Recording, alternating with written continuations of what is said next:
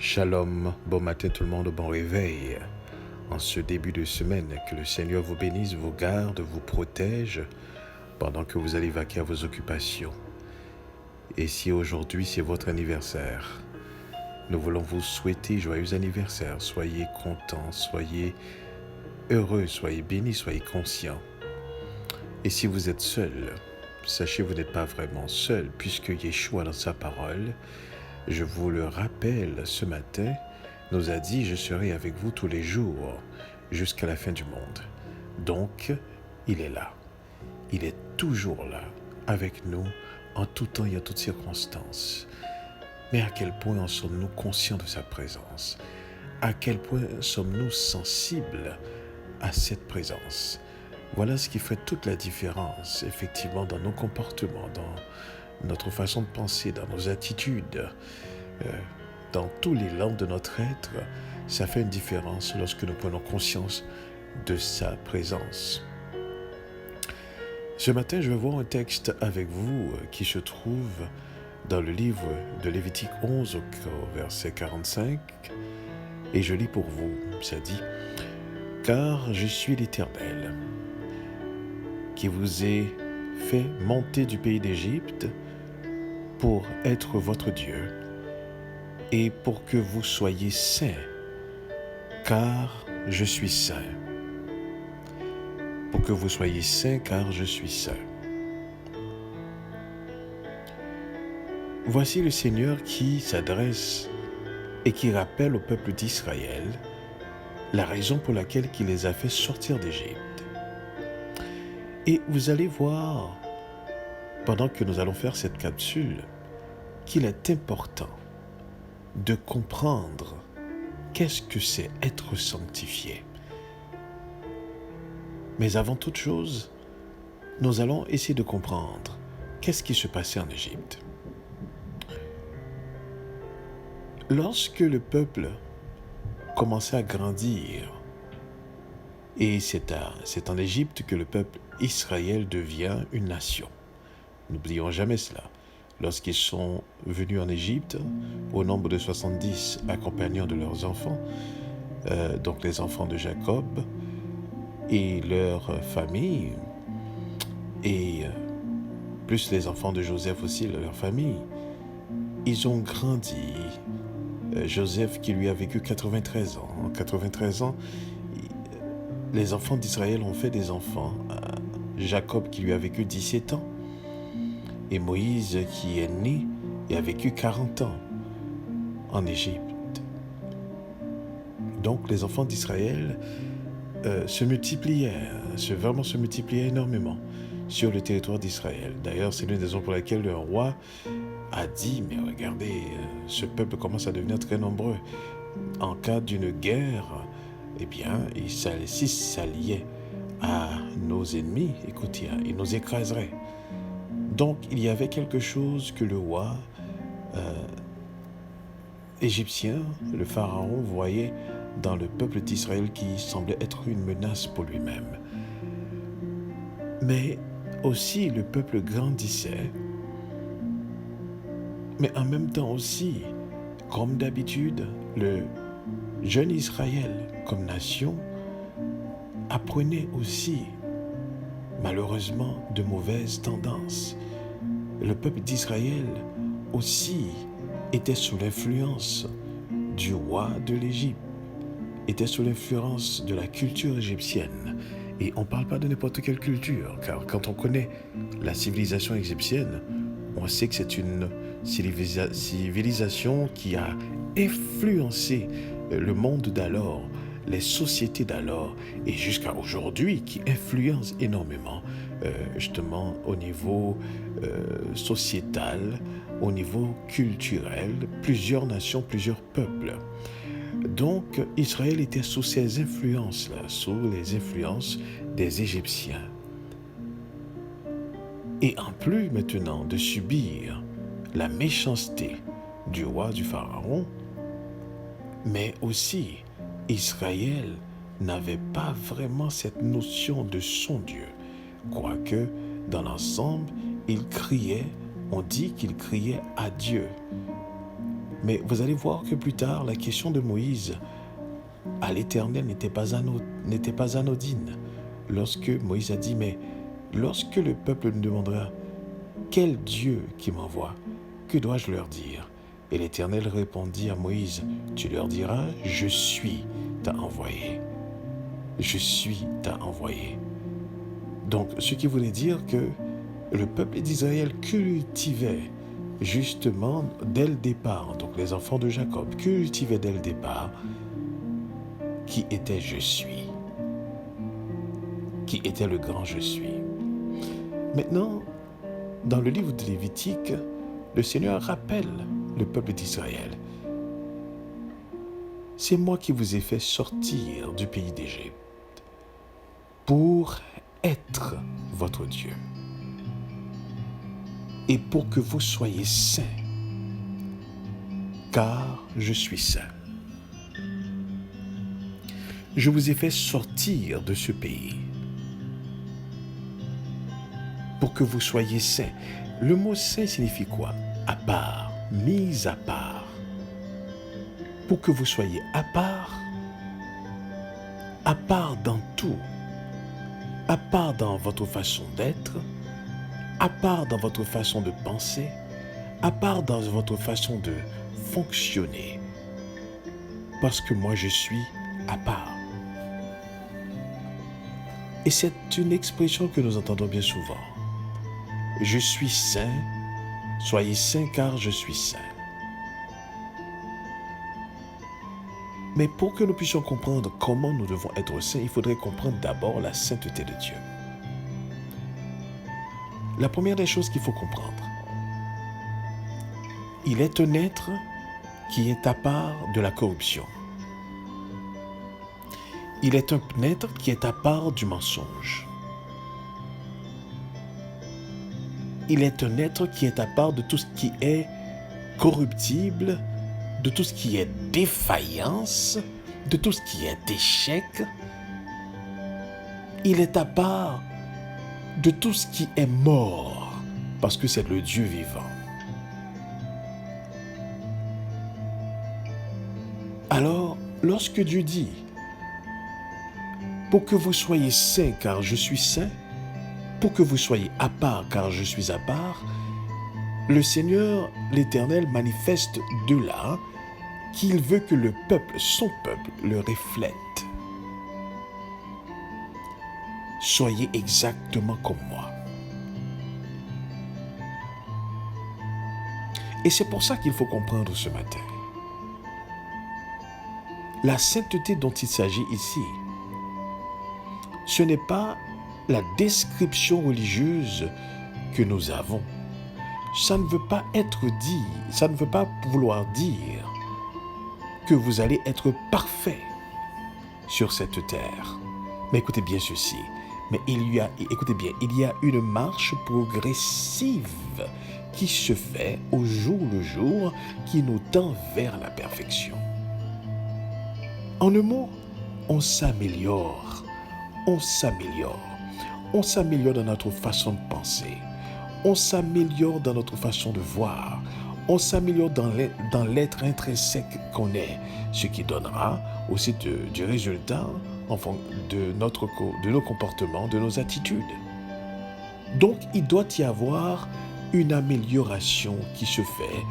Donc, ce que Paul, lui, appelle communément le renouvellement de l'intelligence, le renforcement de l'homme intérieur. Donc, il doit y avoir ce changement qui s'effectue jusqu'à déborder de l'extérieur.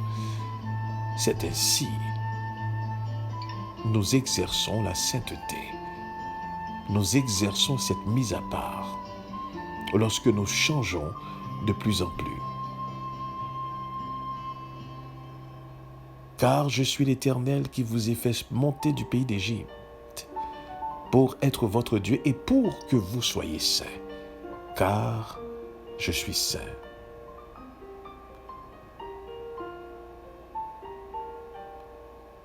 Et l'Éternel Dieu est implicitement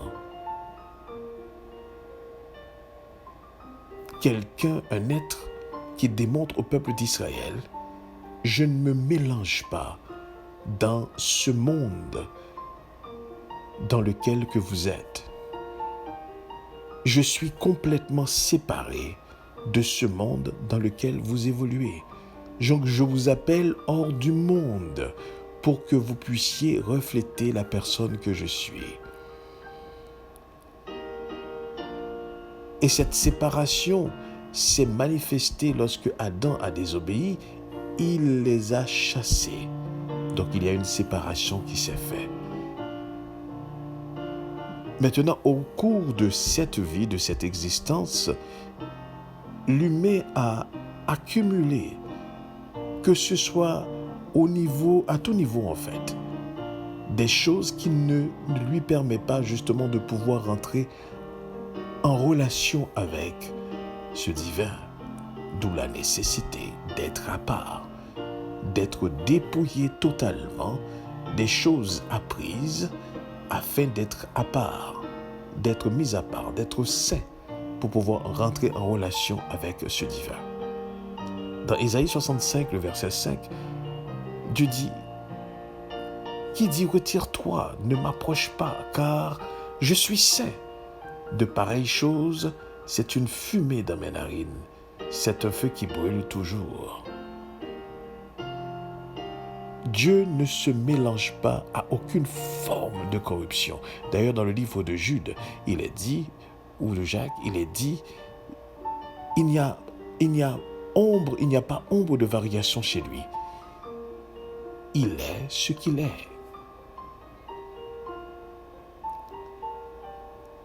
Et l'une des raisons pour lesquelles on parle de lui comme un feu dévorant, c'est parce que écoutez bien ceci, tout ce qui n'est pas de lui-même, tout ce qui s'approche de lui et qui n'est pas de lui-même est consumé, est complètement consumé.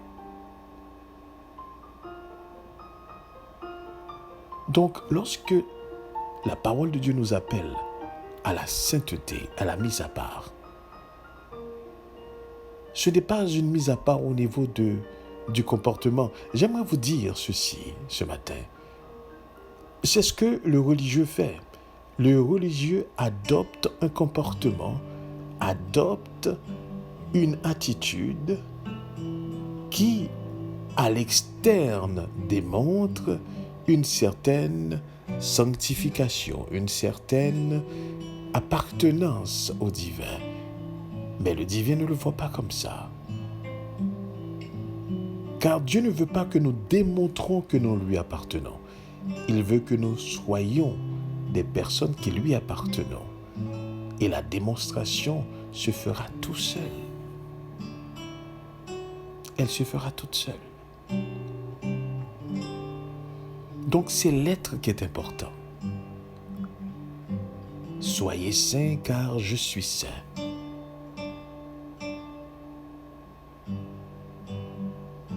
Nous devrions commencer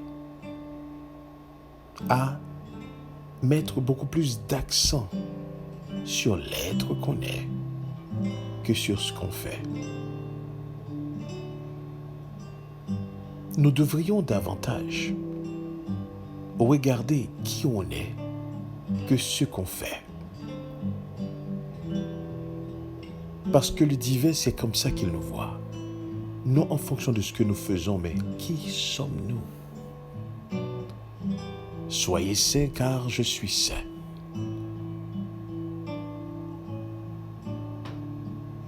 Le changement, le renouvellement de l'intelligence, la transformation de l'être.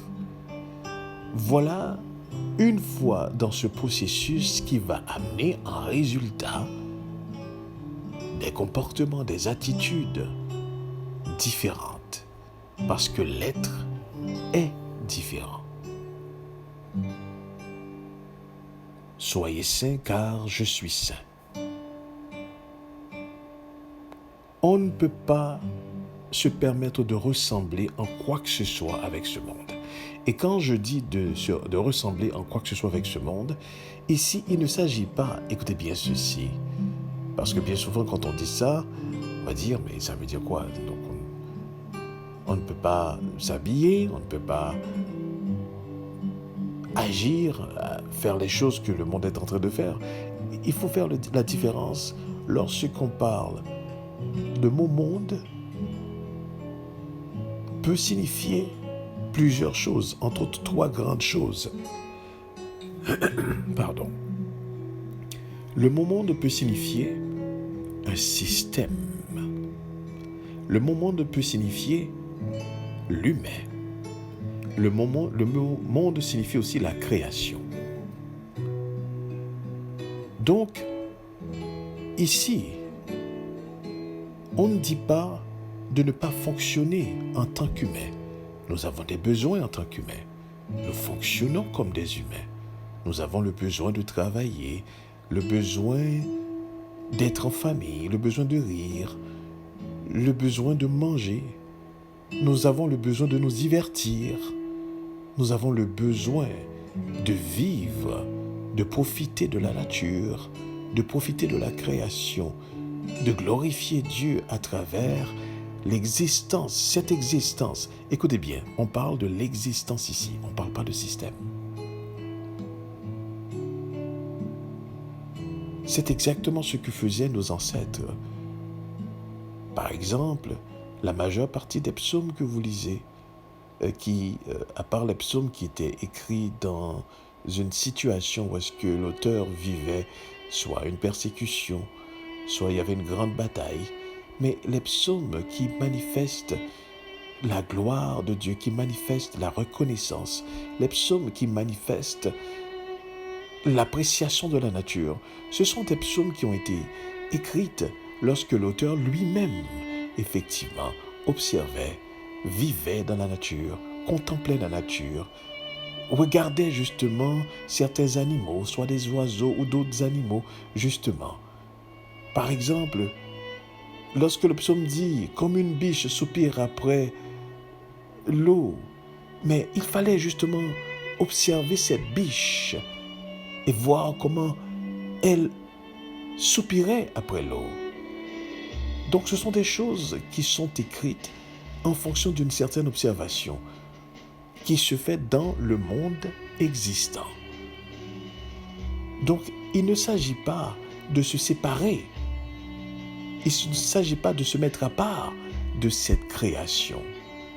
Quoique cette création est corruptible, mais ce n'est pas à ça que le Seigneur nous appelle à nous mettre à part.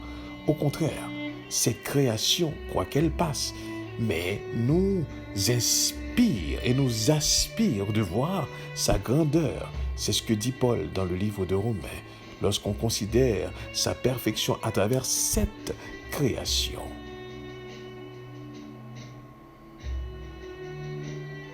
Donc, il ne s'agit pas de ce monde-là. Il ne s'agit pas de la création non plus. La création inspire. La création pousse l'être humain à être créatif. La création pousse l'être humain à être innovateur. Donc, il ne s'agit pas de cela non plus. Mais il y a un système. Il y a un monde, un système de ce monde qui est contre Elohim, qui est contre Dieu. Un système qui ne peut se soumettre à Dieu. Un système qui se rebelle contre Dieu. C'est ce système dans lequel était plongé le couple Adam et Ève. C'est ce système qui continue jusqu'à aujourd'hui. Un système qui se dit indépendant. Un système qui se dit « je n'ai pas besoin de Dieu ». Un système qui dit « écoute, je fais ce que je veux ». Un système qui dit « ce Dieu n'existe pas pour moi ». Un système qui dit « moi, je veux simplement vivre comme je veux faire ce que je veux ». C'est de ce système qu'Elohim veut que nous nous séparons.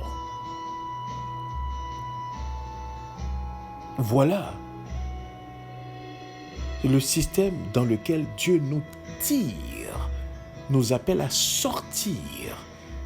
C'est de ce système que Dieu dit, écoutez, je suis saint, soyez saints. Je suis à part de ce système. En fait, ce système ne me reconnaît pas. Vous ne pouvez pas être influencer. Vous ne pouvez pas être modelé. Vous ne pouvez pas marcher. Vous ne pouvez pas penser. Vous ne pouvez pas parler. Vous ne pouvez pas vous comporter selon ce système qui me rejette. Soyez saints, car je suis saint.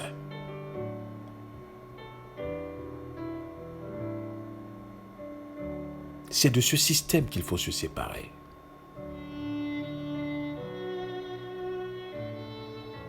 Soyez saints, car je suis saint. J'aurais voulu ce matin que nous puissions être conscients d'une chose. La religion nous fait comprendre autrement.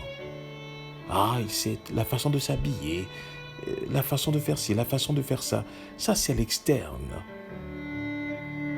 Dieu n'a que faire de nos comportements, de nos attitudes. Dieu n'a que faire de nos comportements, de nos attitudes. Il regarde l'être. Qui sommes-nous? Où est-on branché en tant qu'être? Sommes-nous connectés avec lui? Puisse-nous être connectés avec lui? Alors à ce moment-là, nous devons produire des résultats. Ce n'est pas un résultat forcé. Il ne faut pas seulement étudier, de dire voici le comportement d'un enfant de Dieu, je vais adopter ce comportement. Voici l'attitude d'un enfant de Dieu, je vais adopter cette attitude. Voici comment les personnes qui croient en Dieu agissent, je vais agir comme ça. Ce n'est pas du tout ça. C'est purement religieux. Mais plutôt, on découvre son caractère, le Créateur merveilleux qu'il est, le Dieu sagesse qu'il est, le Dieu science qu'il est, le Dieu vie qu'il est. Et on apprend à comprendre ses préceptes, ses principes, ses commandements. Et son esprit nous transforme, nous donnant cette capacité de pouvoir absorber, écoutez bien ceci, sa parole, et de pouvoir maintenant vivre comme lui. Soyez saints car je suis saint. À ce moment-là, on n'adopte pas un comportement. On n'adopte pas une attitude. On n'adopte pas une façon de penser. On n'adopte pas justement une façon de marcher. On est cela qui ressemble au Très-Haut. Et à ce moment-là, c'est la marche qui s'impose. C'est la bonne marche qui s'impose. C'est le bon comportement qui s'impose. Ce sont les bonnes attitudes qui s'imposent. C'est la bonne façon de penser qui s'impose. C'est la bonne perception qui s'impose parce que nous sommes bons. Nous sommes bons puisque nous sommes transformés à son image par le renouvellement de l'intelligence de jour en jour. Alors il y a une transformation qui se fait. Et cette transformation amène aussi un changement externe. Voilà pourquoi je vous dis ce matin, n'allez pas regarder sur l'apparence, sur ce qui est externe, mais plutôt travaillez ce qui est interne. Travaillez cette transformation que Dieu doit faire dans votre être. Laissez-vous transformer par l'Esprit de Dieu, qui est là. J'aimerais vous rappeler que Yeshua avait dit, je vous enverrai le consolateur, l'Esprit de vérité, le roi Kodesh. Il vous conduira dans toute la vérité. Il vous parlera de moi et vous annoncera des choses à venir. Donc l'Esprit de Dieu est là pour tout un chacun. Vous voulez être transformé, pas de manière religieuse, attention, par le comportement, par l'attitude, pas participer dans des services, faire des activités que vous faites depuis des années, mais vous restez toujours pareil. Vous participez dans des activités, mais les défauts ne changent pas. Vous participez dans des activités, mais l'attitude ne change pas. Vous participez dans des activités, le comportement ne change pas, cette tendance intérieure ne change pas. Non, mais c'est une transformation de l'être, une transformation profonde, où est-ce que nous comprenons, nous parlons, nous saisissons les choses de l'esprit. Alors ce matin, soyons saints, car notre Dieu est saint. Cette sainteté d'être d'abord, cette mise à part pour son service. Et le service de Dieu n'est pas la participation religieuse, cette partie cérémonielle, cette partie religieuse. Je ne vous dirai pas qu'elle n'est pas importante, car on a besoin de se rassembler, on a besoin de prier ensemble, on a besoin de louer Dieu ensemble, on a besoin de partager. En un mot, on a besoin de cette sainte convocation dans laquelle Dieu nous bénit comme son peuple. Il est parmi nous et nous fraternisons ensemble, nous nous encourageons ensemble, nous nous exhortons ensemble, nous regardons le monde ensemble, comment impacter ce monde. Nous nous encourageons ensemble. C'est à ça que sert une sainte convocation, à glorifier Dieu et aussi à fraterniser avec nos frères et nos sœurs, à les encourager. Donc oui, c'est important. Mais écoutez bien ceci. On l'appelle une sainte convocation parce que ce sont des saints qui se trouvent au cœur de cette convocation. C'est pour ça, Dieu peut être parmi eux parce qu'il est saint, parce que nous sommes saints comme il est saint. Et donc il est parmi ceux-là qui le reflètent. Il est temps que nous fassions les choses différemment. Mais pas pour être différents. Pas pour paraître différents, dis-je, mais parce qu'on est différent. Parce qu'on est différent, les choses vont se faire différemment. Nous devons profondément comprendre la parole de Dieu, qui d'abord concerne l'être. Ça concerne notre être d'abord. Car je suis l'Éternel qui vous ai fait monter du pays d'Égypte pour être votre Dieu et pour que vous soyez saints. Car je suis saint, dit l'Éternel. Et cette mise à part n'est pas dans l'écosystème de la création, n'est pas dans l'élan naturel de l'être humain. Au contraire, l'Esprit est venu régénérer tout ce que nous avons perdu dans nos sentiments, dans nos émotions, dans notre façon de faire. L'Esprit est venu régénérer tout ça, renouveler tout ça de l'être intérieur d'abord. Malgré que le corps corruptible s'en va avec le temps, mais l'homme intérieur se renouvelle. Et nous devons refléter cela dans l'écosystème, dans le monde créé. Mais il y a un monde, un système qui est rebelle à Dieu, duquel on nous appelle à être hors de l'Ecclésia. Et c'est ce système qu'il ne faut pas imiter.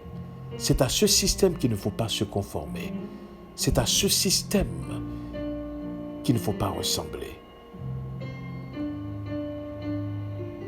J'espère que ce matin, que vous puissiez profondément, dans l'être intérieur, que vous puissiez saisir vraiment ce que ça veut dire.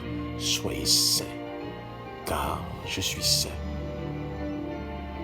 Et que nous arrêtions de le voir dans un niveau religieux des mots abstraits, mais que nous puissions être pratiques dans l'être, que nous puissions chercher à ressembler à notre Père Céleste, selon le modèle qui nous a été donné, Yeshua Mashiach. Que Dieu vous bénisse et restons conscients de sa présence. Amen. Amen.